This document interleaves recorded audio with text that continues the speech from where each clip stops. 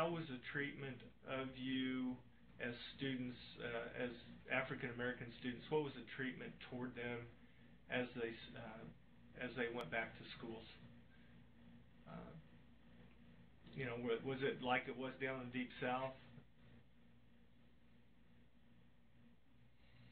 We'll let each of the panelists address that, since each student would have had a different experience. So we'll start with Mr. Scott.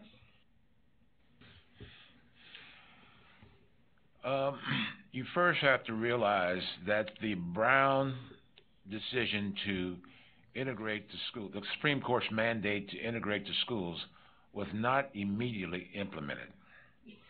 The Supreme, and that's an understatement. It was the Supreme Court in 1955, which is known as Brown 2, entered an order ordering the involved school districts to desegregate or integrate their school systems with all deliberate speed. Well, all deliberate speed consumed over 50 years to integrate. And as a result of a delay of that decision, quite frankly, a lot of the schools had an opportunity to resegregate. In fact, anyway, the bottom line was that we did not, here in Topeka, I did not immediately attend white schools until I was in junior high school. The schools in Kansas were segregated at the grade school level. And so up until then, I had not had the experience of going to school with white children at the grade school level. However, I did go to junior high school and high school level, which black kids had done previously. So I didn't experience it. But so I'm sure the other panelists can testify. They closed the schools in Virginia and Prince George County in order to avoid having to integrate the schools. So black children in the prime of their life, in their critical years of their life, did not receive an education in the state of Virginia. And that's just appalling. You can imagine today, if your children didn't go to school 5 years out of their lives, what condition they would be, what state of their life would be in if they didn't. So so it took 50 years. In fact, in 1979, here in Topeka, myself along with other attorneys with the ACLU brought a case to enforce the decision to integrate the schools into Topeka, because the school district had allowed the school districts to resegregate. But so that's a comment I have. Cheryl? Yeah, as Attorney Scott indicated, it was a different experience for everyone. I started school in the fall of 1955, which was a year later. However, my older sisters started school immediately after Brown. There were only 21 states in the nation that required segregated schools, so that meant that it was happening in different ways nationwide. In some states, they had no segregation in terms of public schools. So immediately after Brown in 1954, less than 1,000 schools did, in fact, open immediately, including Topeka Public Schools in the fall of 1954. What Topeka Public Schools decided to do, however, is, because both educators and children were integrated into the schools, white administrators were told if they had an African-American teacher for the first time, that they were to call the parents of all of the white children who were assigned to that grade level and could be assigned to that teacher to make certain it was all right. And it was soon discovered that it was an unnecessary policy, because some of the teachers became so popular, there were waiting lists to get into the classrooms of some of those African-American educators.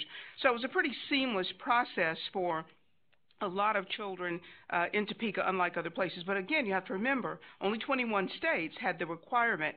So about 780 opened immediately, and then the others, as Charles indicated, because of the all-delivered speed escape clause, began to really drag their feet, and the process slowed down. Okay, Mr. Delane, would you like to explain your experience? Yes. As I said before, Summerton, South Carolina is rather unique compared to the other cases. The schools were desegregated. Mr. Delane? Yes. Can you have your tech person adjust your camera? We can only see your hands. Oh, he stepped out, and I think the camera dropped. Okay, we'll go ahead and we'll let Mr. Stokes, and we'll come back to you. Okay. Mr. Stokes, would you like to explain your? Yes, very much so. Our case was quite different in many ways. They closed our schools from 1959 through 1964. Just as Attorney Scott and Dr. Henderson have indicated, our case was, as far as we were concerned, the most deprivating case educationally that the entire world had seen. You see, they used Prince Edward County as a model for other areas of the country to show how they could shut a whole school system down. They really used it as a model. Many persons throughout the United States came to Farmville to find out how in the world did the oligarchy do this.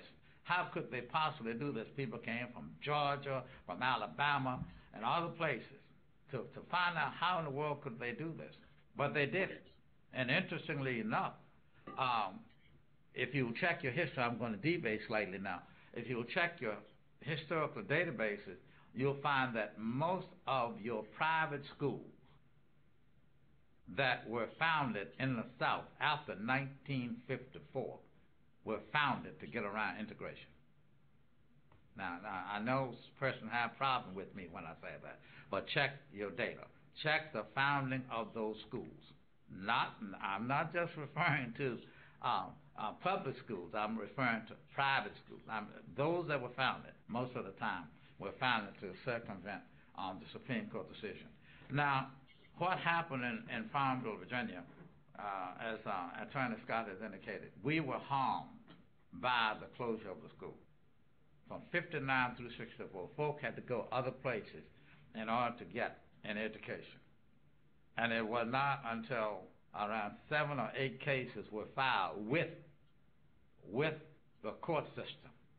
And Reverend L. Francis Griffin was one of the individuals who used his children more or less as guinea pigs to file cases so that the schools would reopen. And finally, after they had opened these private schools, and they were satisfied with the fact that, okay, we're okay now, and we have siphoned the area of most of its monies.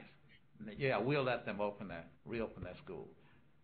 And just so happened that during that particular time, we also had Mr. Kennedy's brother who to come down there to try to open the schools, and they refused to open the schools even when he came down there.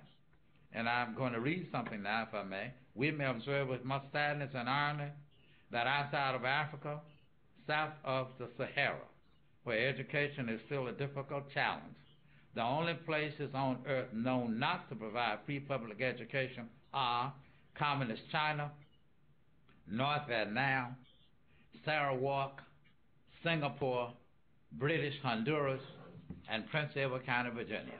And he says something must be done about Prince Edward County, Virginia. He made this statement in 1964. Thank you.